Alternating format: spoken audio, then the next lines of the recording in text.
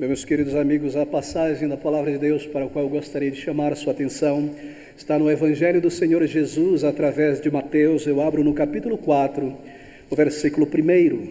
Mateus, capítulo 4, este primeiro versículo, estas palavras: Então foi conduzido Jesus pelo Espírito ao deserto para ser tentado pelo diabo.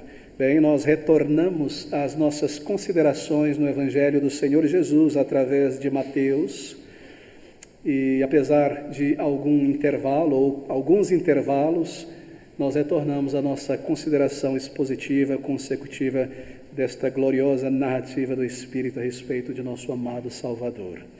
Bem, mas eu senti necessário, queridos amigos, pelo tempo em que nós iniciamos, sendo esta a consideração de número 66 neste Evangelho, e nós paramos no capítulo 12 apenas, eu considerei ser importante, salutar, nós darmos alguns passos atrás e considerarmos e tocarmos em algumas passagens, em alguns textos que nos dão de volta a perspectiva de todo o livro, este livro glorioso que revela o nosso Salvador. Eu lidarei, não com todos os textos, é claro, mas com algumas poucas passagens, alguns poucos textos-chave, que nos recapitulam algo do poder, da humanidade, da divindade de nosso Senhor Jesus Cristo, isto é, da sua missão ao vir a este mundo.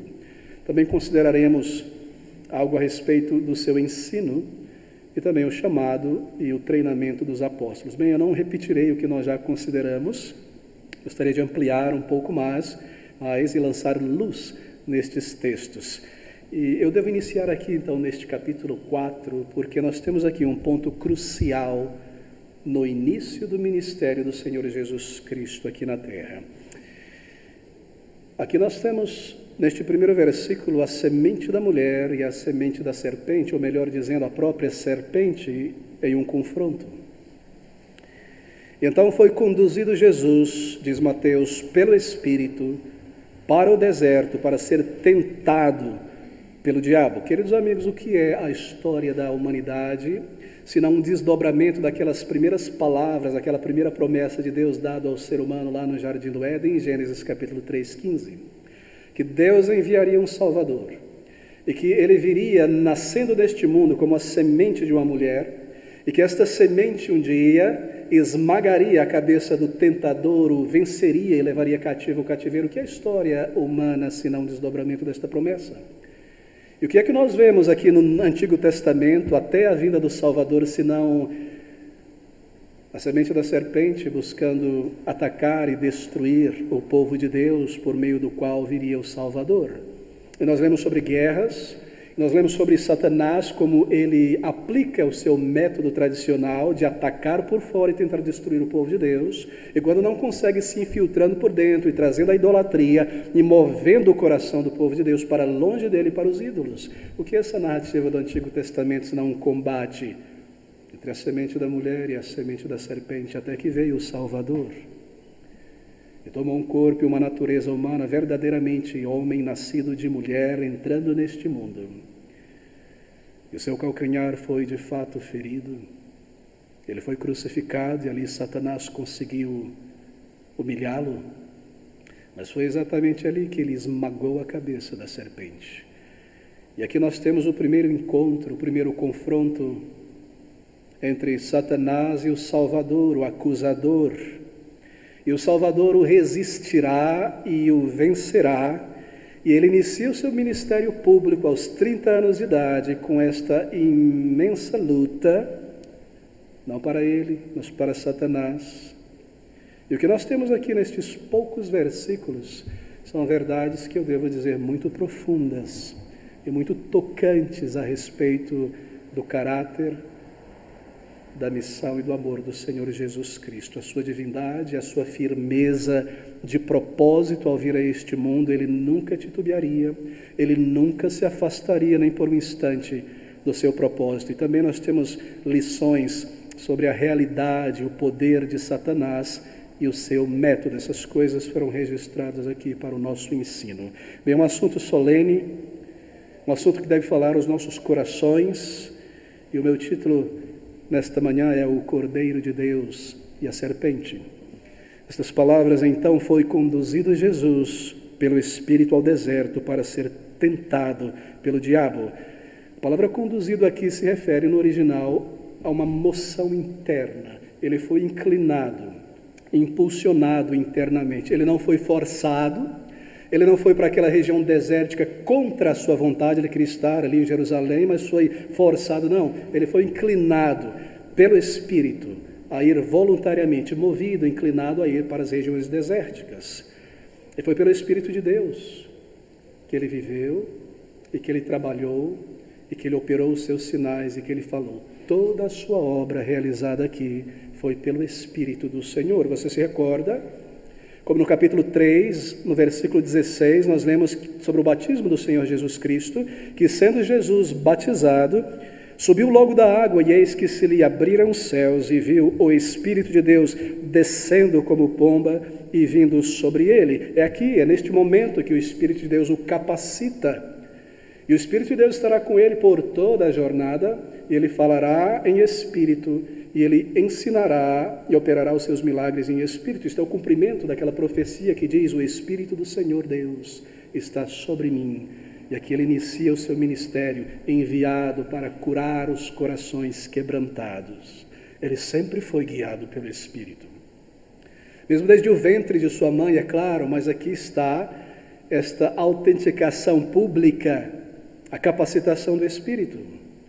Em Lucas capítulo 4, no versículo 1, nós lemos que Jesus Cristo, cheio do Espírito, se você abrir comigo rapidamente, foi conduzido pelo Espírito para ser tentado no deserto. Ele sempre foi guiado pelo Espírito.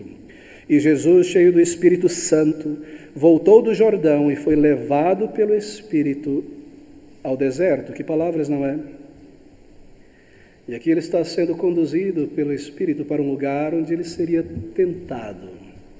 E é nesse ponto que muitas vezes se levanta uma pergunta, às vezes mais do que uma pergunta, um questionamento na mente de muitos crentes, e se levantou na minha quando estava ainda amadurecendo na fé. Por que o Salvador deveria ter sido levado, conduzido pela mão do Pai e do Espírito a um lugar desértico para ser tentado? Porque quem o conduz aqui é o próprio Espírito de Deus. É o Espírito de Deus que o toma pela mão e o leva para dentro da jaula de um leão, de uma serpente. Por que isso? Não parece contradizer o caráter de Deus? Aquela unidade perfeita que há entre o Pai e o Filho, que o Pai e o Espírito devessem levar o Filho a um lugar de grave, profunda, terrível tentação. Parece algo estranho, não é incongruente? Mas a razão está clara aqui em outros textos da Palavra de Deus.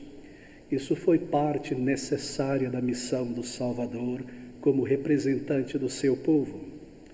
Que ele devesse experimentar e suportar tentações terríveis e vencer o tentador. Você se recorda talvez das palavras de Hebreus no capítulo 4, no versículo de número 15, onde o escritor diz assim, Hebreus 4, versículo de número 15, sobre Cristo. Porque não temos um sumo sacerdote que não possa compadecer-se das nossas fraquezas, porém, isto é, temos um que, como nós, em tudo foi tentado, mas sem pecado. Ele deveria ser tentado. Ele foi tentado em todas as coisas e para muito, muito além do que aquilo que nós podemos suportar, ele foi tentado a pecar pelo diabo. Ele deveria passar através das mesmas tentações e resisti-las e vencê-las. Volte ao versículo 1 mais uma vez. Então foi conduzido Jesus pelo Espírito ao deserto, bem regiões desérticas, não habitadas por pessoas. Provavelmente ao sul de Israel, aquelas regiões de Berseba, regiões onde não havia muitas pessoas, montes áridos, pouquíssima vegetação, onde habitavam animais selvagens.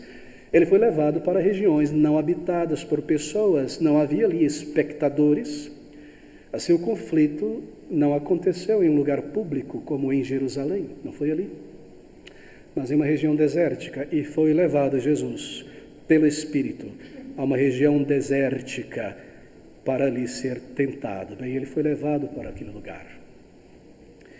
Nesse lugar solitário, sozinho, seus discípulos não estavam ali. Ali ele seria tentado, e ali uma grande vitória aconteceria, porque uma grande vitória envolve um grande combate. Cristo foi tentado para vencer o tentador. Satanás tentou o primeiro homem, Adão, e triunfou sobre ele. Jesus Cristo é descrito na palavra como o segundo Adão, isto é, representante de uma nova humanidade. Ele deve ser tentado como Adão foi tentado, e ele deve resistir ao maligno, e ele deve vencer o maligno. É por isso que ele é conduzido pelo Espírito àquele lugar. Ele entrou sozinho em uma luta contra Satanás.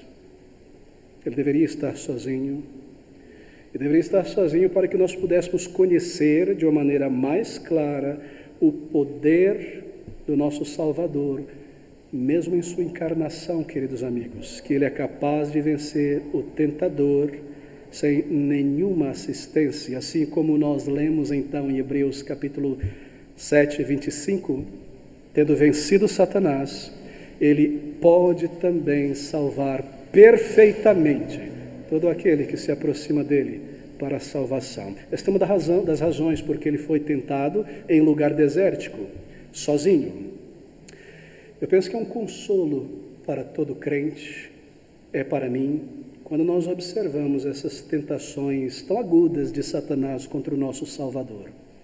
Para mim tem sido de grande consolo, sim, ele experimentou estas coisas terríveis, mas nós aprendemos algo aqui, perceba que embora o inimigo de nossas almas seja um ser astuto, sutil, violento e ousado, ele não é invencível. Ele não é invencível. E as suas tentações podem, de fato, ser resistidas e vencidas por um crente. Se nós estamos em Jesus Cristo, nele, enxertados nele, o seu Espírito reside em nós, então nós temos o auxílio de Deus para vencer o tentador. É claro que nós temos. De outra maneira, não faria qualquer sentido as palavras de Tiago, não é? Sujeitai-vos, pois, a Deus e resisti ao diabo, e ele fugirá de vós. Uma outra razão, porque ele deveria ser tentado, está na própria palavra, tentado.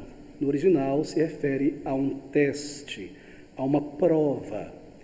Como quando você prova e testa um metal, a pureza deste metal, o ouro. Eu me recordo morando no Pará nos anos 80, numa cidade chamada Santarém. Meu pai foi um missionário ali, e naqueles anos havia uma reminiscência muito forte de Serra Pelada, toda a região do Pará, e nas ruas daquela pequena cidade, muitas casas, pequenas lojas, às vezes barracas, dizendo vende-se e compra ouro. Em todo lugar você via aquelas pequenas balanças, não, e as pessoas iam com pepitas, com pó, e ali era colocado um pequeno recipiente de metal, e era derretido e evaporava a impureza. Ninguém iria comprar um ouro que não fosse testado. E este é o sentido desta palavra. Ele foi conduzido pelo Espírito para ser provado em sua essência, testado, sacudido, assim por dizer.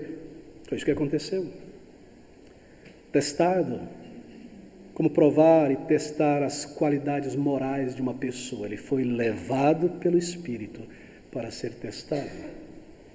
E aquelas tentações, ter passado por elas, ter vencido o maligno, bem, isso provaria, marque isso, porque isso é um ponto muito importante. Eu não sei se está saindo um eco muito forte, porque alguns parecem estar um tanto cansados. Talvez uma voz mais natural seria melhor. Marque isso, querido amigo. Ele deveria ser tentado e ele deveria vencer a tentação. O seu caráter, a sua essência, a sua encarnação deveria ser ali, pela primeira vez, testada por Satanás. E ao vencer estas coisas, ele provaria então total, completa dependência de Deus. Ele veio para depender em tudo do Pai. Ele não faria nada sem o Pai. Suas palavras, Tudo que ele falava e testemunhava, o seu poder, o lugar onde ele ia, ele foi conduzido pelo Pai através do Espírito. Ele foi tentado em todas as coisas, isto é, ele foi testado em todas as coisas, porém sem pecado. E nos é dito que ele foi conduzido pelo Espírito ao deserto para ser tentado pelo diabo. E aqui o título escolhido para o maligno é Diabo. Você sabe o significado deste nome?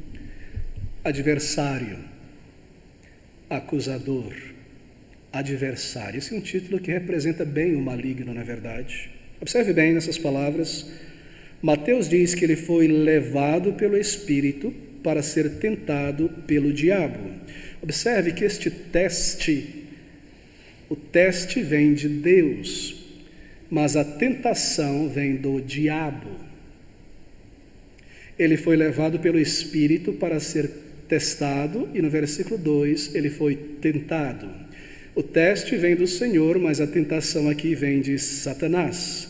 É o diabo que irá tentá-lo ao pecado, não Deus. Porque Deus não pode tentar a ninguém. Ele não é tentado por ninguém, assim ele não põe uma pedra de tropeço no caminho de ninguém. Deus está me tentando a cair nesse pecado. É mais forte do que eu. Por que Deus está me deixando pecar? Deus está me tentando. Deus não pode ser tentado. Ele não tenta a ninguém. O salmista diz que nele não habita o mal. Assim o teste vem de Deus. E a tentação do diabo. Isso nos ensina muitas coisas, não é, queridos amigos? Mas qual o objetivo de Satanás aqui ao tentar o Senhor Jesus Cristo? Bem, o seu objetivo é este: que ele não fosse adiante em seu plano de redenção. Que o plano estabelecido na eternidade passada entre o Pai, o Filho e o Santo Espírito não fosse desdobrado e concluído. Que ele não fosse avante em sua missão. Esse é o objetivo de Satanás aqui. Que ele não cumprisse as palavras de Isaías 53, ele levou sobre si as nossas transgressões. Bem, Satanás pensava que podia derrubar o Salvador, que podia conquistá-lo como ele conquistou Adão. Veja, o Senhor Jesus ainda não tinha sido testado por Satanás antes deste momento. Satanás sabia muito bem, o diabo sabia muito bem, que ali estava a segunda pessoa da Santa Trindade. Ele não tinha dúvida disso. Mas ele não sabia a extensão disso. Deus, em forma humana, era algo novo para o diabo. Ele não sabia até que ponto o homem Jesus era divino e até que ponto homem. Seria ele vulnerável à tentação como foi Adão? A resposta é claro, não. É impossível que ele pecasse, porque ele possuía também uma natureza divina, embora verdadeiramente homem, verdadeiramente Deus. Algumas vezes você ouve de algum crente e algumas músicas uma teologia bastante errada, que diz que ele se esvaziou de sua divindade e veio a este mundo. Ele nunca se esvaziou, ele deixou a sua glória lá para tomar um corpo e uma natureza humana, mas ele nunca deixou de ser Deus e ser um com o Pai. Ele jamais poderia fazer isso. Ele veio verdadeiramente homem, verdadeiramente Deus. E em quantos momentos nós vimos em relance a divindade do Senhor Jesus aqui? São muitos, são vários. Mas por que Satanás então deseja levá-lo ao pecado? Bem, ele sabia da divindade de Cristo. Mas ali está a segunda pessoa se apresentando como homem. Satanás teria pensado: Adão foi perfeito quando eu o derrubei. Será que eu não consigo derrubá-lo também? Oh, queridos amigos, eu não consigo comunicar, nem desejo, a malícia de Satanás e o poder que ele opera entre os homens. Mas esse é o seu pensamento. Ele sabia muito bem que o Senhor Jesus Cristo tinha vindo a este mundo, que a gloriosa segunda pessoa tinha entrado neste mundo para vencê-lo. Ele sabia muito bem disso. Ele conhecia todo o Antigo Testamento. Ele entendeu muito bem aquela promessa de Gênesis capítulo 3. Ele é a serpente. E assim ele tenta destruir a semente da serpente. Ele sabia muito bem que aquele homem, Jesus Cristo, a segunda pessoa, o eterno Deus, tinha vindo a este mundo com o propósito de levar cativo o cativeiro, de destruí-lo. E Satanás irá fazer tudo o que puder para prevenir isso e impedir que Cristo vá ao Calvário. Todos nós aqui nesta manhã precisamos entender isso ao estudar essa escritura. De outra maneira, esta passagem não significará nada para nós. A verdadeira essência, o verdadeiro motivo dessas três tentações aqui diante de nós, é que o Senhor Jesus Cristo abandonasse o plano de salvação e evitasse a cruz. Ele não tivesse sucesso em sua missão. Isso aqui é muito mais do que transformar pedras em pães, voar do templo, ter adoração e os impérios do mundo. É muito mais do que uma tentação terrena, material. Não, é uma coisa muito maior aqui. O seu objetivo é criar um cosmos, uma separação, uma divisão na Trindade. Que o Filho agisse de maneira independente do Pai. E assim fosse impedido de cumprir o seu propósito vindo a este mundo. Que o Senhor abandonasse o seu plano, evitasse a cruz e não tivesse sucesso em sua missão.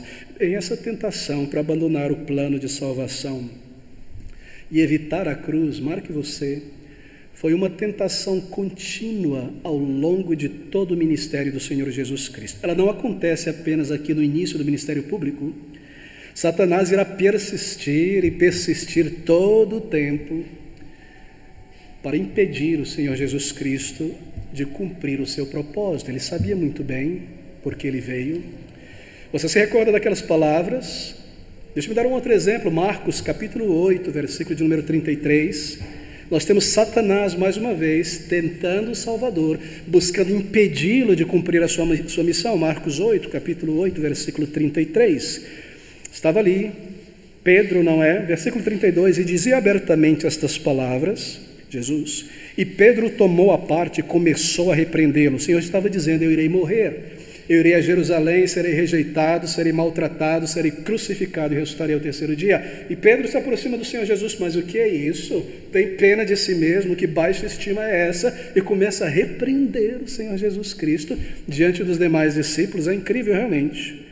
Mas nós lemos essas palavras do Senhor Jesus Cristo, dirigidas então a Pedro, no versículo de número 33, mas ele, virando-se e olhando para os seus discípulos, repreendeu a Pedro, dizendo: retira-te de diante de mim, Satanás, porque não compreendes as coisas que são de Deus, mas as que são dos homens. O Senhor não está xingando Pedro. O Senhor não está dizendo que Pedro é Satanás, ele está dizendo que por trás daquela ação está Satanás influenciando Pedro. Aqui está mais uma vez Satanás buscando evitar e impedir que Cristo vá à sua cruz e que ele leve sobre si toda a justiça, toda a punição para a salvação de seu povo. Isso não parou por ali, queridos amigos. Em Lucas capítulo 22, no versículo de número 28, nós recordamos essas palavras. No final do ministério do Senhor Jesus Cristo, ele se volta aos seus discípulos e diz: vós sois os que tendes permanecido comigo nas minhas tentações, tentado pelo diabo. E mesmo na última hora, não é verdade? Na última hora, na cruz, pendurado ali em Mateus capítulo 27, no versículo de número 40, nós vemos outra vez Satanás tentando a Cristo para que descesse daquela cruz. Ele diz através de seus servos aqui, escribas e fariseus, versículo 40, e dizendo: tu que destróis o templo e em 3 dias reedificas, salva-te a ti mesmo. Ouça as palavras de Satanás reverberando aqui: se és o Filho de Deus, desce da cruz. Mateus capítulo 4, versículo 2, e chegando-se a ele o tentador disse: se tu és o Filho de Deus, manda que estas pedras se tornem pão. Isso nunca parou, queridos amigos. E esta é a essência dessas 3 tentações ali no deserto. Permaneceria o Senhor Jesus Cristo fiel à sua missão, em unidade perfeita ao Pai, em submissão em sua encarnação, em obediência em todas as coisas, ao Pai, ou poderia ser ele vencido. Então foi conduzido Jesus pelo Espírito ao deserto para ser tentado pelo diabo. Poderia ser que o Senhor Jesus Cristo, ao ser tentado, sucumbisse ao pecado? Bem, a tentação de fato pode ocorrer porque ele é humano. Ele tomou-se um corpo e uma natureza humana. Ele pode ser tentado como Adão foi. E as tentações que ele experimentou foram reais. Tentações reais. E se ele se entregasse a qualquer uma delas, de fato ele teria pecado.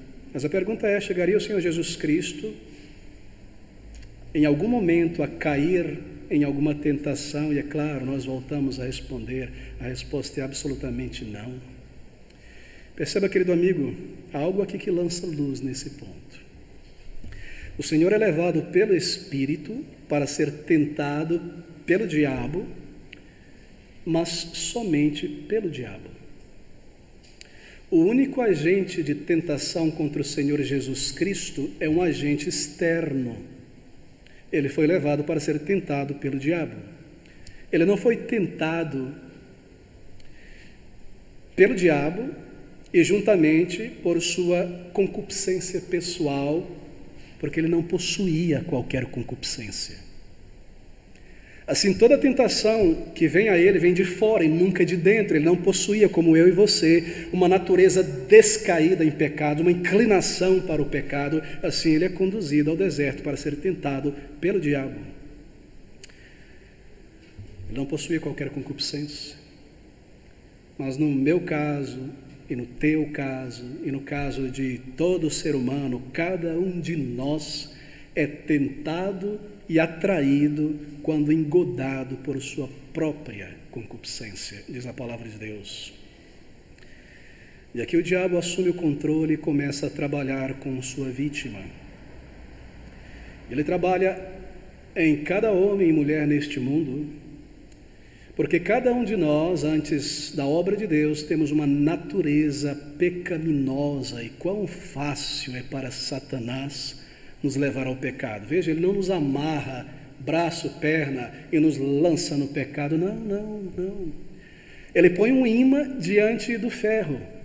Ele põe uma tentação diante de um coração pecaminoso já inclinado à tentação. É tão fácil para ele conduzir as nações, levar uma pessoa a pecar e assim dominar todas as coisas. É por isso que ele é o príncipe deste mundo, neste sentido de domínio. E assim para cada homem e mulher que possui uma natureza pecaminosa, nós estamos sujeitos à tentação. E assim, ele forja a tentação conforme o nosso estado atual.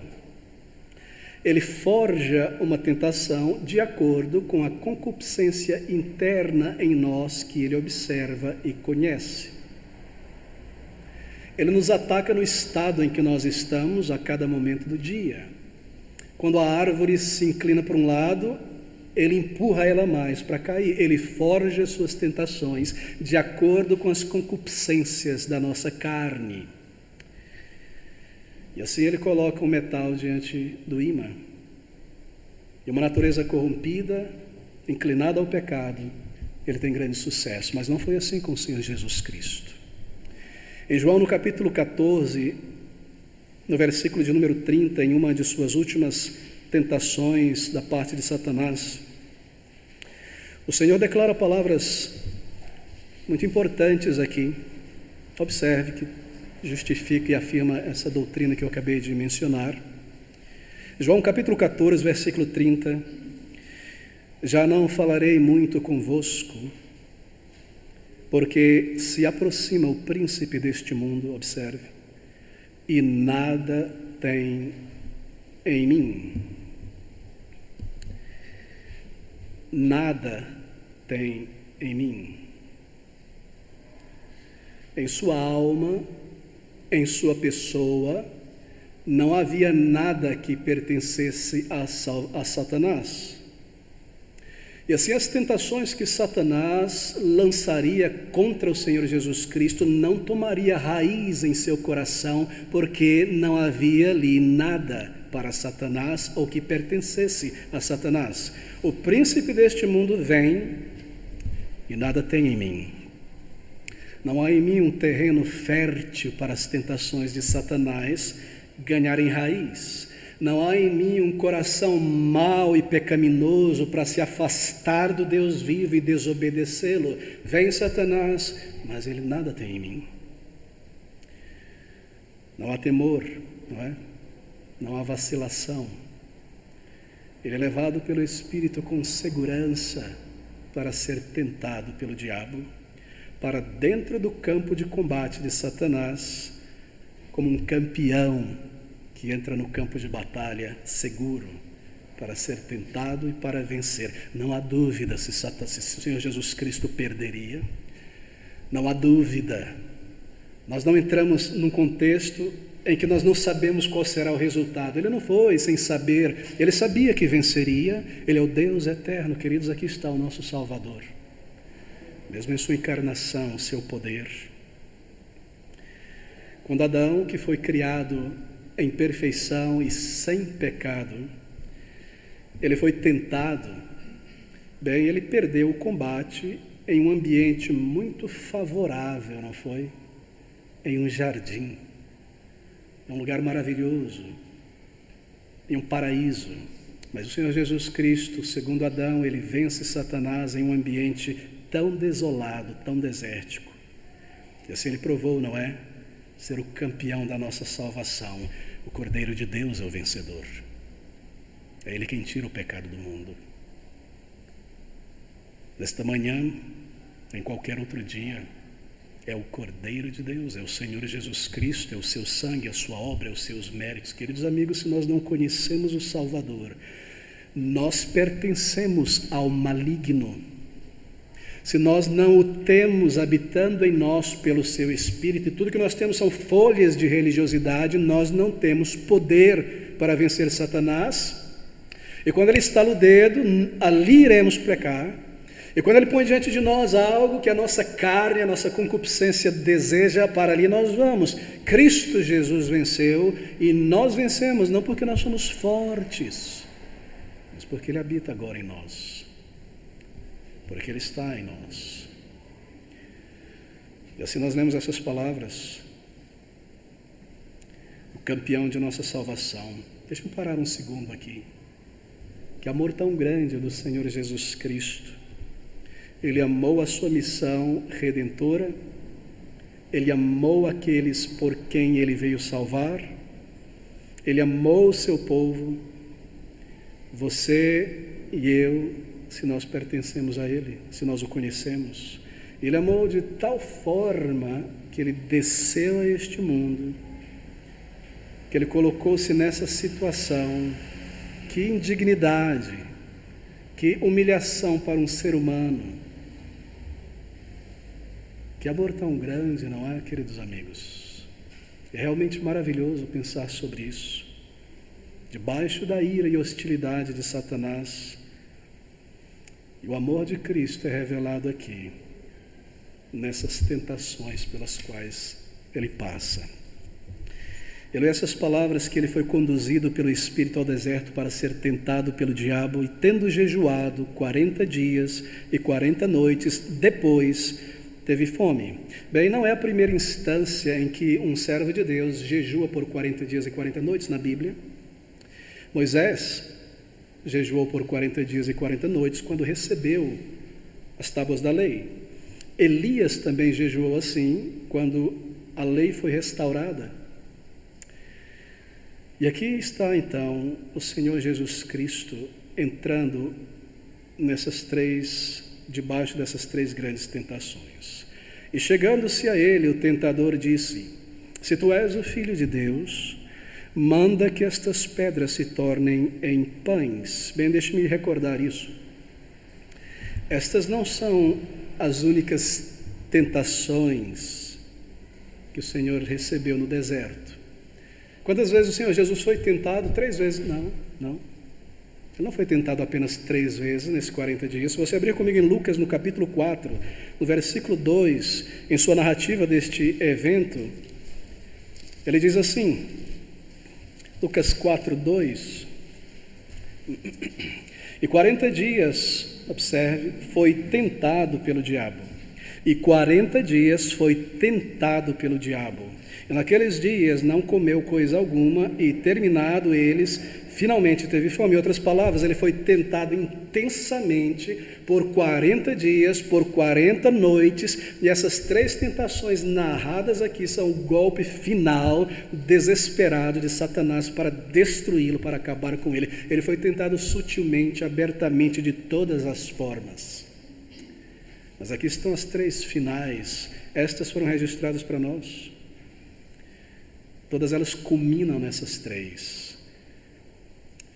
E assim o método do diabo parece ser esse, não é? Tentações contínuas, metralhando o Senhor, tentações contínuas ao longo de 40 dias, e então um ataque final, mortífero. Através dessas 3 tentações. Ele irá tentar um golpe violento, um golpe final. Você percebe como ele é empurrado para o desespero aqui? Ele irá fazer o máximo para impedir o Senhor logo no início da sua missão. Por quê? Bem, porque há algo na mente de Satanás que nós aprendemos aqui. Satanás não crê que possa existir uma pessoa convertida, ele não crê nisso. Ele não aceita, ele não crê nisso. Ele está cego aqui pelo seu cinismo de que não existe conversão. Quando Satanás olha sobre o ser humano, bem, ele não crê que possa existir de fato uma pessoa convertida. Ele é cínico a respeito da conversão. Você se recorda de Jó? O Senhor pede permissão, Satanás, pede permissão a Deus. Aquelas palavras foram registradas para o nosso ensino. Tu viste o meu filho Jó, meu servo Jó, não há ninguém tão perfeito como ele na terra. E aqui Satanás mostra o seu cinismo. É claro, né? Tu o cercaste de bens, de saúde, de filhos, de filhas, nada lhe falta. É por isso que ele se comporta assim. Tira tudo dele e verás como ele te rejeita na face. Essa é a mentalidade de Satanás. Ele não crê que haja um crente santo, que você e eu de fato amamos o Senhor e nos esforçamos para guardar os seus mandamentos e permanecer nele. Não, é porque ele te abençoa. Ele não crê, e aqui está a base da sua tentação. Não é uma pessoa convertida. Deixa-me fazer isso e Jó irá te amaldiçoar. E assim ele imagina que pode tentar o Salvador em sua humanidade, e logo que ele encontra uma situação oportuna, a necessidade física do Senhor Jesus Cristo, grande fome, então ele o ataca.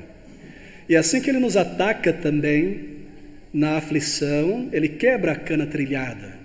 Ele joga um balde de água fria na fumaça fumegante, ele apaga o fogo. Ele é miserável, ele é covarde, não há nada de bom nele. Ele busca miséria, destruição. Ele não tem servos preferidos, mesmo aquele que ele dá bens neste mundo, ele acaba por destruir. Ele veio para roubar, para matar e para destruir. Mas o que leva ele a pensar desta forma? Bem, antes ele teve sucesso, por acaso ele não convenceu uma miríade, pense você, uma miríade de anjos celestes a caírem, a se rebelarem com ele? Ele teve sucesso. Acaso ele não tentou Adão e Eva e trouxe o que nós temos em nossa volta, toda a miséria?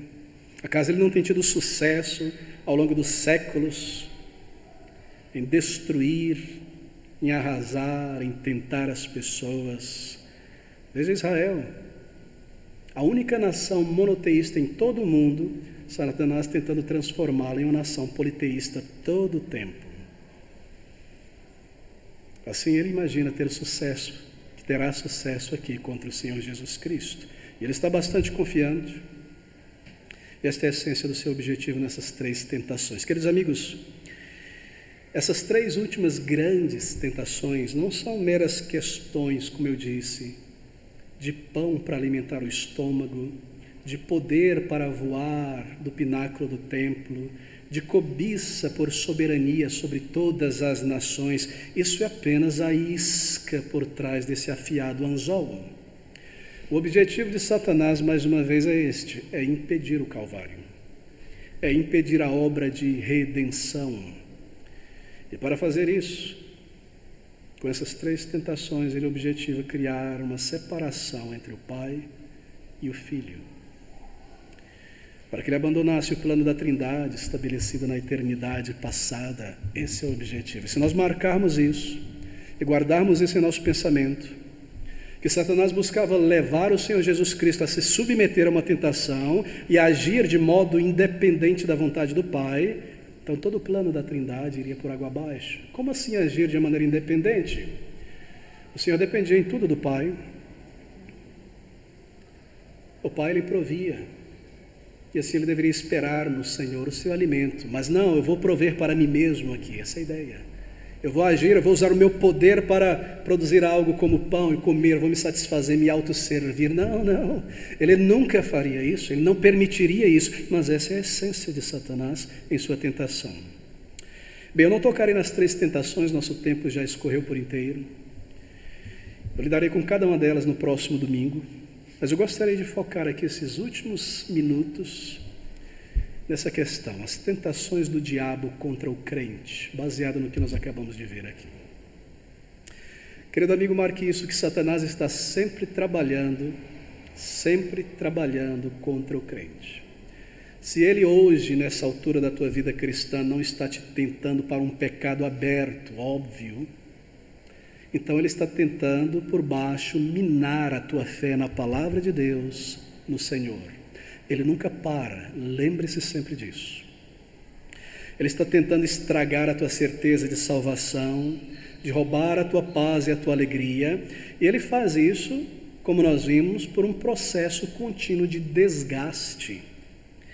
Ele faz com que você ceda gradativamente espaço a dúvidas espirituais, até que ele tenha vitória sobre você. Lembre-se, aqui está o remédio. Ele pode te incitar a pecar, te urgir a pecar, lançar tentações sobre a mente. Ele pode fazer isso. Mas ele não pode fazê-lo pecar, a menos que nós deixemos, a menos que nós alimentemos a tentação e ela gera um filho, que é o pecado. Quando nós permitimos. Satanás, ele tenta manter um crente por meses, por anos, em um estado de dúvida, de questionamento, de tristeza, para que esse soldado não esteja combatendo o bom combate. Para ele não importa que o soldado esteja vestido do uniforme, contanto que ele esteja dormindo nesse uniforme. Ele tenta a cada crente. Ele faz de várias maneiras. Deixe-me enumerar algumas maneiras como ele nos tenta, baseado aqui no que nós acabamos de ver. Por exemplo, isso é algo recorrente em cada crente. Um grande número de pessoas com quem nós conversamos, e foi também a minha experiência, tem sido tentado por este pecado.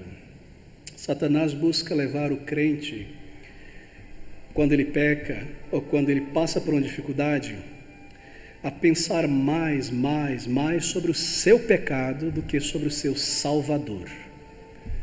E assim o soldado é baleado conforme ele está servindo a Deus. Alguém te decepciona, as coisas não foram como você desejava, você errou, e Satanás irá levá-lo a pensar em demasia sobre isso. Ele quer encher a tua mente com pensamentos sobre aquele problema, o pecado que você cometeu, ou a tentação ao pecado que você enfrenta o tempo todo, para que assim os teus pensamentos sobre o teu Salvador sejam deslocados dele para algo aqui, algo em você.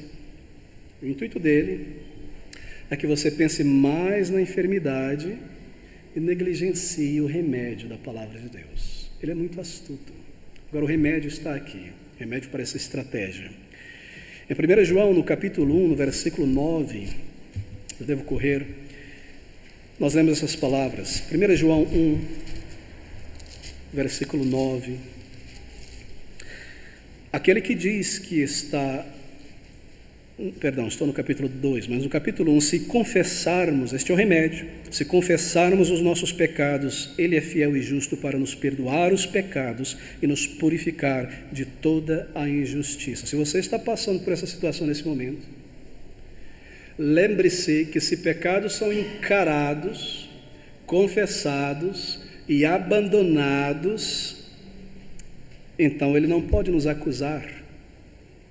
Aquele pecado não pode ser usado por Satanás para lhe acusar diante de Deus e perturbar a sua consciência. É isso que ele faz o tempo todo com todo crente, sobretudo no início da jornada cristã. Pastor, eu tinha uma alegria tão profunda, o Senhor me salvou, era maravilhoso, eu queria falar de Cristo a toda pessoa, eu joguei fora todo aquele lixo da cultura desse mundo que eu consumia antes da conversão, e a minha vida é para o Senhor. Mas de repente, pastor, começou a voltar à minha mente aqueles pensamentos terríveis daquilo que eu fiz naquela idade, naquele dia, contra aquela pessoa. Isso continua voltando a mim, eu não sei agora se eu sou salvo, eu não sei se eu permaneço no Senhor. Pastor, o que está acontecendo? Querido amigo, é o tentador, é por isso que ele é chamado de acusador. E o que ele faz é o seguinte, ele vai naquele arquivo de pecados, ele tira uma pasta, e ali está registrado o meu pecado, e ele vem, aqui está, ó, você fez isso, você agiu assim, você é culpado diante de Deus, foi terrível, terrível. O que eu devo fazer então, e é o que nós fazemos é isso, você toma esse processo e você diz, é verdade, tudo aqui é verdade, mas veja, está carimbado aqui, justificado, justificado, justificado. Cristo já levou sobre si a punição deste pecado. Você não pode me acusar mais de um pecado que já foi julgado na pessoa de Cristo, que sofreu e pagou em meu lugar. Esse processo foi arquivado, ele foi enterrado nas profundezas do esquecimento de Deus. Louve a Deus, levante o escudo da fé quando ele te tentar. Esse é o escudo da fé, o escudo da doutrina, a fé cristã, justificação. Sendo, pois, justificados por Deus, diz Paulo em Romanos, temos paz com Deus por meio do Senhor Jesus Cristo. E assim permita, como diz Paulo em Colossenses, em Tessalonicenses, que essa paz governe a tua alma, tome as rédeas e governe. Essa é a maneira de resistir a Satanás. Mas deixa eu mencionar uma outra maneira pela qual ele nos tenta. Ele tenta atacando a nossa certeza, roubando a nossa alegria da salvação, da seguinte maneira: ele opera para que você entenda erroneamente doutrinas na Bíblia. Por exemplo, ele trabalha para que você entenda erradamente a doutrina da graça de Deus.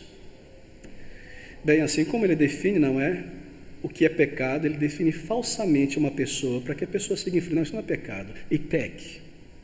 Assim ele opera no crente, torcendo, definindo de uma maneira errada, erroneamente a graça de Deus. Veja, um exemplo é o seguinte: ele trabalha em nossas mentes, tentando levar o crente a imaginar que a graça de Deus, a fé salvadora, é somente algo que inclui certeza de salvação. Em palavras mais simples, se eu sou salvo de verdade, eu não poderia estar tendo dúvida de salvação. É isso que ele faz. Se eu sou salvo de verdade, como eu poderia estar tendo essas dúvidas profundas e de repente esses pensamentos? Eu não sinto. Ele me leva a torcer essa doutrina tão maravilhosa da graça de Deus. E assim ele pega essa definição maravilhosa, cara para o crente, e leve com que o crente a defina de maneira errada e duvide que tenha sido justificado. E ele diz assim: porque no momento, hoje eu não estou 100% seguro da minha salvação, então isso quer dizer que eu nunca fui salvo. Se eu não estiver 100% seguro da minha salvação, eu não sou salvo. Mas perceba isso, esse ensino da palavra de Deus. Uma pessoa plenamente salva, ela irá, em determinados momentos da vida, enfrentar insegurança, dúvidas de sua salvação, especialmente em períodos de frieza espiritual, de negligência espiritual, como resultado, é claro, da disciplina do Senhor por pecados não encarados, não abandonados. Ele tira a alegria da salvação e dúvidas vêm. Claro, Davi diz no Salmo 51, versículo 12, traz de volta a alegria da minha salvação. O Senhor estava disciplinando ele. Uma das primeiras coisas que Deus faz ao disciplinar um crente orgulhoso, persistente no pecado, é remover a alegria da salvação. Porque isso é algo condicional, não a salvação, a alegria da salvação. Nós temos esta alegria e certeza se andamos na luz.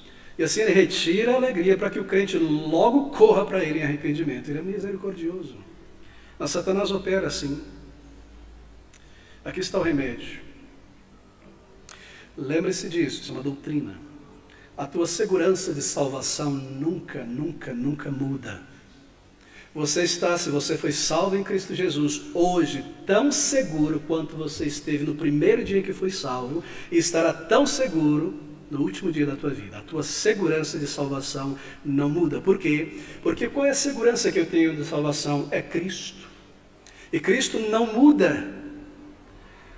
Paulo nos diz que nós temos uma salvação garantida, que nos dá firmeza, como um barco no meio das ondas. O que o garante, o que o firma é a âncora. Ela desce até o fundo, prende lá na rocha, ele está seguro, embora se movimente assim contra as ondas. Paulo diz que a nossa âncora, ela não vai para o fundo do mar, ela sobe até o Santo dos Santos, ela está presa lá, firmada. E aqui neste mundo, o vento, as dificuldades podem me levar de um lado para o outro, mas eu estou seguro no Senhor, e esta segurança é Jesus Cristo.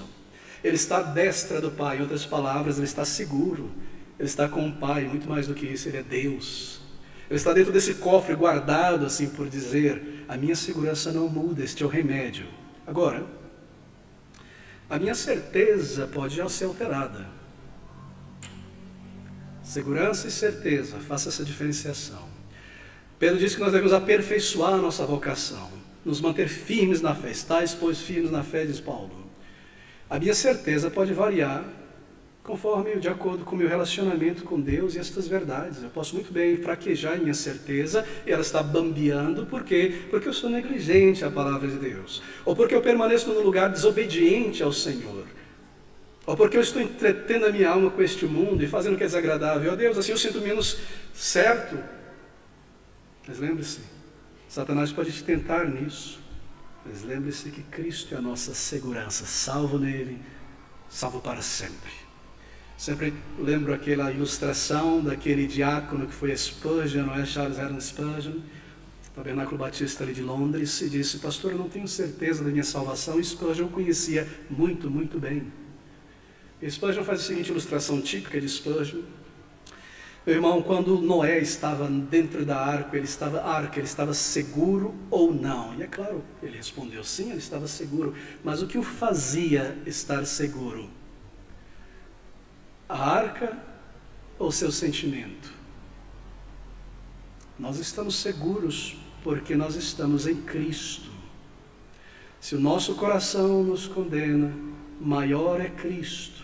Ainda há uma reminiscência do pecado em nós. Se a nossa certeza varia, a nossa segurança é perfeita. Se já fomos lavados, salvos, enxertados em Cristo, se há em nós vida na alma, a nossa segurança é garantida até o final. Basicamente o que eu estou dizendo aqui é essa doutrina gloriosa da perseverança dos santos, da preservação dos santos, apelidado de o quinto ponto do calvinismo. É bíblico, não vem de Calvino. Ele nos preservará. E este é o remédio. Mas deixe-me correr, se os irmãos tiverem um pouco mais de paciência.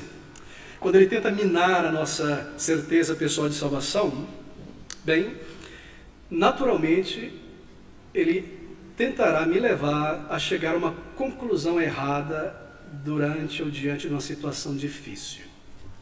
Ele é mestre em torcer as coisas. Ele é mestre em enganar a mente. Por exemplo, ele sussurra em teu ouvido que a maneira como as coisas acontecem com você nesta vida parece contradizer o teu relacionamento com Deus, as tuas orações, teu desejo sincero de agradar a Deus, as tuas lágrimas, o teu esforço, a tua esperança. Ele sussurra e diz assim: se Deus realmente te amasse, rapaz, se você realmente fosse um filho de Deus, Ele não ia lidar com você dessa forma. Ele não ia permitir que você sofresse isso, aquilo, fosse traído ou fosse abandonado por alguém, decepcionado, tropeçasse, se machucasse, pegasse o coronavírus. Não, Deus não te ama. Deus não trata assim seus filhos. Ele sussurra isso em nossa mente continuamente, a termos uma conclusão errada diante de uma situação difícil. Ele quer que você acredite que você não é amado por Deus. O remédio está aqui. Mais uma vez levantar o escudo da doutrina, o escudo da fé. Lembre-se, todos nós vivemos dentro de um mundo amaldiçoado pelo pecado. E nós não estamos livres das consequências do pecado que vem de fora e de dentro. Segundo, Deus nunca prometeu que nós estaríamos isentos no corpo e na mente de dificuldades e provações de tribulações. No mundo tereis tribulações. Essas tribulações vêm em forma de enfermidade, perda, cansaço, velhice, todo tipo de coisa. O Senhor Jesus Cristo, doutrina, escudo da fé, Ele disse: a vós foi dado não somente o crer, mas o padecer perseguição. Em outras palavras, desse presente maravilhoso que Deus nos deu, dentro dessa caixa maravilhosa que vem salvação, vem também perseguição. A vós foi dado não somente crer, mas padecer perseguição. Assim, as coisas pelas quais eu passo fazem parte da minha jornada, da minha peregrinação neste mundo. E elas servem também, eu digo a mim mesmo, para me ajudar a seguir, a não parar neste mundo. Se algo, não é algo mais forte, mais eficaz do que a enfermidade, para nos desenraizar daqui, não é? É a enfermidade. É a enfermidade que nos faz gradativamente desmamar desse mundo para subir para a eternidade. É a enfermidade que nos amadurece, as provações, os testes, as dificuldades. Mas Satanás, que quebra a cana trilhada, e a direção em que a árvore se inclina, ele empurra. Quando nós estamos enfermos, ele forja suas tentações, e esta é mais uma delas. Lembre-se, o servo não é maior que o Senhor. Eu e você seremos desprezados sim, por pessoas no trabalho, às vezes na família e fora. Isso vai aumentar gradativamente, certamente. E essas provações nos moldam muito mais do que a bonança. Quando um crente ele está tranquilo materialmente, bem, o seu orgulho também floresce. Ele se sente muito seguro de si mesmo. Assim o Senhor opera para nos santificar desta maneira. Não estou dizendo que Ele não abençoa o crente. Mas não há nada mais eficaz do que as provações para nos aproximar mais do Senhor. Muitas vezes, para abalar a nossa alegria, nossa certeza, Satanás começa a sugerir na mente que as evidências claras do amor de Deus por você, isto é, as evidências da tua conversão, são ouro de tolo. Esse ouro é ouro de tolo, isso não é evidência não. Por exemplo, ele quer que aquilo que você chama de fé na palavra de Deus se pareça com uma mera fantasia. Mas será que isso é real? Será que tudo isso aqui não é a Matrix, eu estou dormindo, isso é ilusão? Ele quer que você veja o teu zelo pelo Senhor, o teu entusiasmo natural, pelo Senhor, perdão, de servir ao Senhor, de estar com o povo de Deus, de evangelizar. Ele quer que você pare e pense, será que esse zelo não é algo natural, não santificado? Tudo isso é apenas a força natural do ser humano, né? Coisa que qualquer outra pessoa faz. Se uma pessoa está animada numa causa, ele se dedica, se envolve. Essa sua animação aí no reino de Deus é algo humano, é algo natural, não é algo espiritual. Ele quer sugerir que o teu ouro é latão, que o teu diamante é bijuteria, que o teu novo coração é apenas entusiasmo e que a tua nova santidade no íntimo é mero romantismo, um momento passageiro. Que teu amor pelos irmãos é algo comum, que a tua submissão à palavra e esforço para viver sob a autoridade da palavra de Deus é apenas algo engendrado, auto-engendrado. E que os frutos de conversão que você possui foram forjados. Bem, qual é o remédio para isso? Quando você vê frutos, sinais reais de conversão, produzidos pelo Espírito, tenha certeza desses frutos. Ninguém pode produzir vida na alma senão Deus. Se você pode olhar para trás e ver esta mudança real em tua vida e sabe que isso foi uma obra do Espírito Santo, não mera assimilação do cristianismo, auto-melhora, uma mudança radical, um novo nascer, uma nova criatura, uma criatura original em Cristo, nova, então você pode ter certeza que isso é evidência de conversão. Em outras palavras, se Deus coloca diante de você um prato de alimento, pegue e coma. Se Deus põe diante de você muitas certezas de salvação, abrace. Se Deus coloca diante de você um prato de alimento espiritual, não fique dizendo, mas será que esse prato é para mim? Talvez seja para outra pessoa que vai sentar aqui. Será que é para mim mesmo? Mas será que eu tenho que comer agora? Eu não sei, eu não sinto. Se Deus põe diante de vocês evidências bíblicas claras, abrace-as. Somente Deus pode produzir vida na alma, vitória contra o pecado e levar uma pessoa a não permanecer no pecado, na prática do pecado. Este é o remédio. Lembre-se das respostas da oração. Você está passando por isso nessa manhã? Lembre da maneira como Deus interviu em tua vida, te protegeu, te guardou. Olhe para trás, veja as mudanças. Lembre da doutrina, aquilo que a Bíblia descreve como a salvação, este processo, a anatomia da salvação. Isso aconteceu com você, o novo nascimento, concepção, gestação, abrir dos olhos, arrependimento, consciência de culpa, fé, clamar ao Senhor, bater nessa porta, resposta de paz, justificado, adotado para a família. Isso aconteceu com você. Tenha certeza então. Resista a Satanás. Essa é a maneira como nós resistimos ao diabo. É sempre o escudo da fé, da doutrina, da verdade. Saiba que isso é ouro, isso é fruto do Espírito. Foi o Espírito quem fez isso. E ele testifica com o meu Espírito. Aqui estou eu, aqui está Satanás, aqui está o trono de Deus. E Satanás me acusa diante do trono de Deus. E a Bíblia diz que é uma testemunha, uma quarta pessoa. Essa testemunha vai testemunhar a meu favor. O Espírito de Deus testifica, testemunha juntamente com o nosso Espírito, que somos filhos de Deus. Como? Aqui estou eu, que está o acusador, aqui está os tronos de Deus, a lei de Deus, que comanda a minha punição. Mas vem uma testemunha e diz, não, eu vi a conversão dessa pessoa. Quem é essa pessoa? Essa testemunha é o Espírito de Deus. Ele opera da seguinte maneira, ele testemunha com a minha alma juntamente. Há coisas em você, e muitas, que foi eu quem fiz. Você nunca teria deixado aquelas coisas se não fosse a minha operação em você. Você nunca teria deixado de amar algo que Deus odeia e odiar agora algo que Deus odeia. Fui eu quem tirei. E foi eu que coloquei essas coisas novas em você. Veja como você é diferente, esse autocontrole, essa paz, essa certeza de vida eterna, uma nova alegria, uma nova percepção do homem, do mundo, da vida. Fui eu.